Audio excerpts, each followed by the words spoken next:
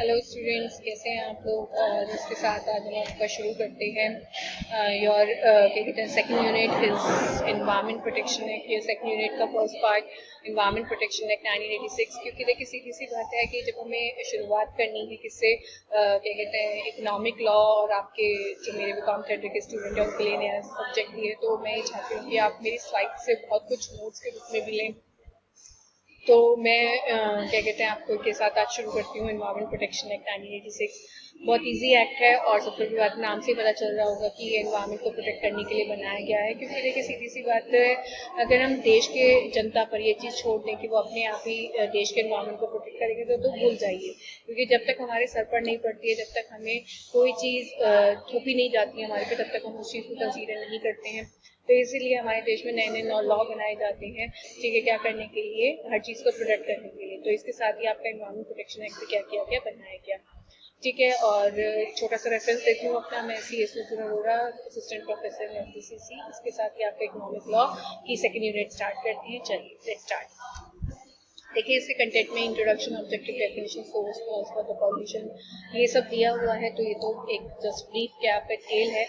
इसके बाद हम लोग इसका शुरू करते हैं, ठीक है। Rules to regulate environment pollution, prevention, control, abatement of environmental pollution, environmental laboratories, ये सब दिया हुआ है। इसके बाद आपका नेक्स्ट आता है इंट्रोडक्शन। देखिए सीधी सी बात है, जो एक्ट है ये अपने आप में एकदम वाइड है। क्योंकि अगर एनवायरमेंट को प्रोटेक्ट नहीं किया जाएगा तो उसमें सबसे इम्पोर्टेंट जो मतलब हार्म में, अगर किसी को हार्म होगा तो सबसे इम्पोर्टेंट हार्म ही उसको होगा जो एनवायरमेंट को प्रोटेक्ट नहीं कर रहा है, दैट इज ह्यूमन बीइंग। क्योंकि देखिए सीधी सी बात है, जो जानवर होते हैं वो तो फिर भी अपने आप को कहीं ना कहीं प्रोटेक्ट कर लेते हैं, या फिर वो इतने मतलब वो कभी ये एक्सप्लेन नहीं कर पाते कि वो किस तरीके से क्या हो रहे हैं, एनवायरमेंट से अफेक्ट हो रहे हैं। बट ह्यूमन क्या करता है, आपका बताता है कि वो कितना ज़बरदस्त तरीके से अगर पोल्यूटेड एनवायरमेंट है उसे कितनी ज़बरदस्त तरीके से क्या पोल्यूटेड है, अफेक्टेड है। तो इसी के लिए मैं आपको बताऊंगी कि क्योंकि कोई भी चीज़, कोई भी पोल्यूटेड एनवायरनमेंट कभी भी आपको आगे बढ़ने नहीं देगा, आपको पीछे धकेलेगा। क्योंकि जब आप कोई भी काम करते हैं तो आप ये मत सोचिएगा कि अल्टीमेटली ठीक है मैं तो इतना स्ट्रांग हूँ, मुझे कुछ नहीं होगा। जैसे कि अगर मैं आप लोगों के सामने एग्जाम्पल दूँ तो आप लोगों ने मूवी देखी होगी आपकी, वो फ्लाइंग जेट।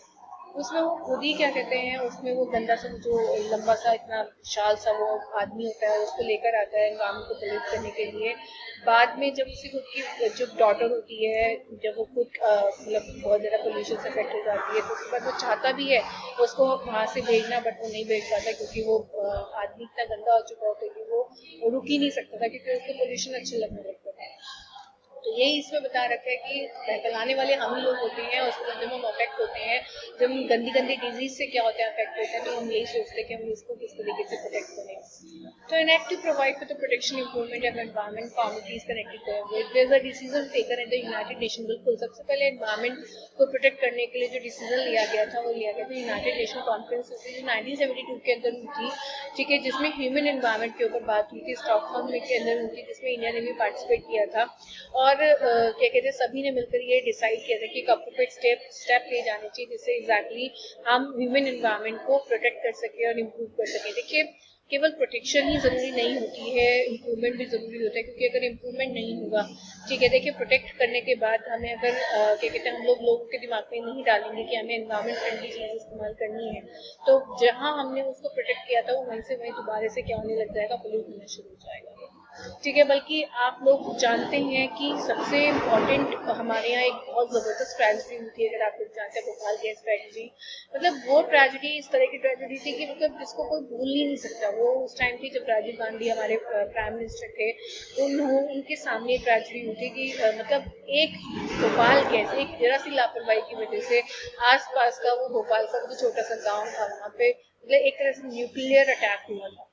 कि मतलब इतना ज़्यादा वहाँ पर वो मीथेन गैस क्या हो गई थी, फैल गई थी कि अल्टीमेटली मीथेन और ओलियम गैस थी, ठीक है, वो इतनी फैल गई थी कि अल्टीमेटली आज भी वहाँ पे जो बच्चे होते हैं वो अपंग पैदा होते हैं। आप ये देखिए कि इतना इम्पैक्ट हुआ था वहाँ पर, ठीक है, 2500 लोग मरा था। फैक्ट्री के अंदर के तो सारे ही मर गए थे, आसपास के भी बहुत लोग मरे थे, इतने अफेक्ट हुए थे वहाँ पर, ठीक है लोग। तो अल्टीमेटली ये सब क्या रीजन था, क्योंकि हम लोगों ने एनवायरमेंट की तरफ हम उस टाइम पर क्या नहीं थे, अवेयर नहीं थे। अगर हम होते तो शायद ये ट्रेजेडी ना होती।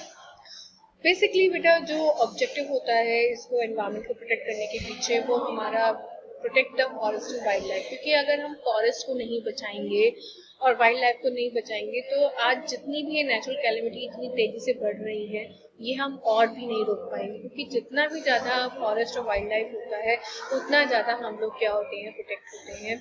To improve the quality of life और प्रोटेक्शन ऑफ एनवायरनमेंट, बिल्कुल सीधी सी बात है, आपका स्टैंडर्ड ऑफ लिविंग अगर आपको एनहेंस करना है तो भी आपको अपने एनवायरनमेंट को प्रोटेक्ट करना पड़ेगा, क्योंकि अगर आप लोग चाहे भले ही इसी एनवायरनमेंट में रहकर ये सोचते हैं कि ठीक है हम तो इसी में तरक्की कर लेंगे, तो आप गलत फहमी में जी रहे हैं। जब आपको बीमारियां लग जाएंगी तो आप कैसे तरक्की कर पाएंगे, क्योंकि पोल्यूटेड एनवायरनमेंट तो बीमारियां लगाता है।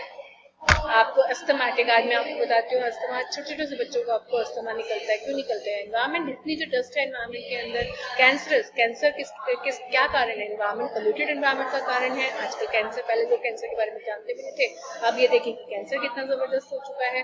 ठीक है, तो अल्टीमेटली ये सब क्या कारण है? ये सब इसका कारण है कि हमें एनवायरनमेंट की तरफ बिल्कुल भी अवेयर नहीं है।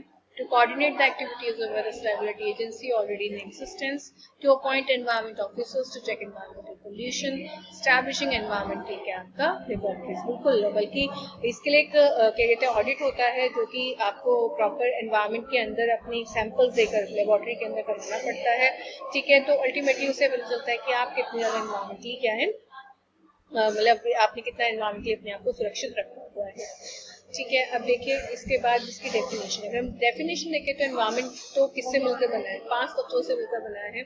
ठीक है, वाटर, एयर, लैंड, हवा, मतलब हवा, पानी, आग, हवा, पानी, आग और धरती।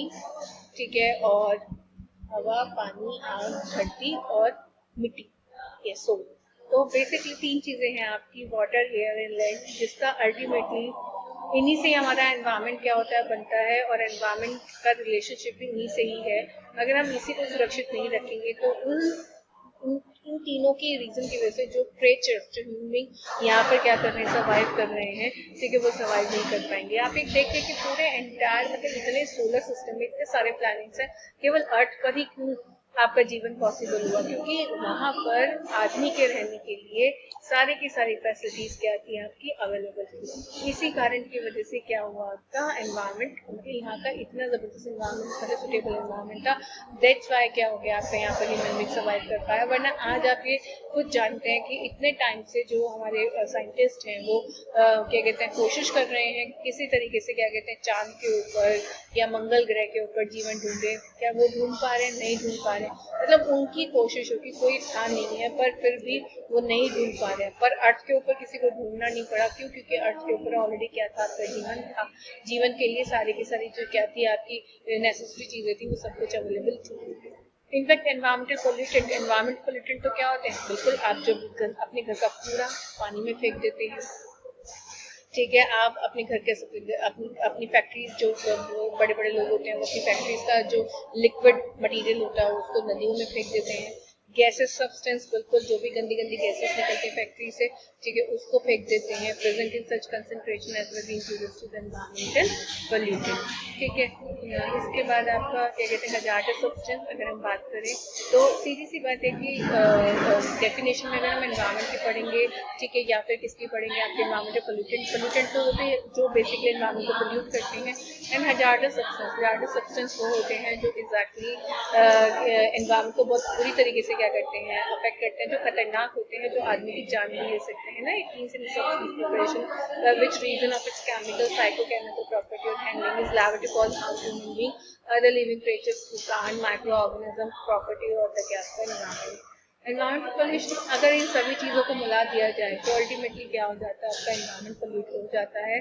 ठीक है, अगर हमारे एनवायरमेंट में ज़्यादा सब्सटेंस इंक्लूड हो जाते हैं तो हमारा एनवायरमेंट पोल्यूट हो जाता है। ठीक है, it include all extraneous material that is harmful to human being, animal and plant life. ठीक है, तो दिस इज ये हम लोग की कोशिश होनी चाहिए कि अल्टीमेटली हम एनवायरमेंट को बिल्कुल भी क्या ना करें, हार्म ना करें, हम उसको पोल्यूशन से बचाएं। क्योंकि अगर हम पोल्यूशन से नहीं बचाएंगे, ठीक है, तो अल्टीमेटली एक समय ऐसा आएगा कि जब हम लोग सभी मर जाएंगे। हम जितना भी डेवलपमेंट सोच रहे हैं कि हम ये भी कर लें, ये तरक्की कर लें, बट एनवायरमेंट को अगर प्रोटेक्ट करके नहीं चलेंगे तो आप इन सारी डेवलपमेंट को कब मतलब इंजॉय भी नहीं कर पाएंगे। उससे पहले ये धरती क्या हो जाएगी, खत्म हो जाएगी।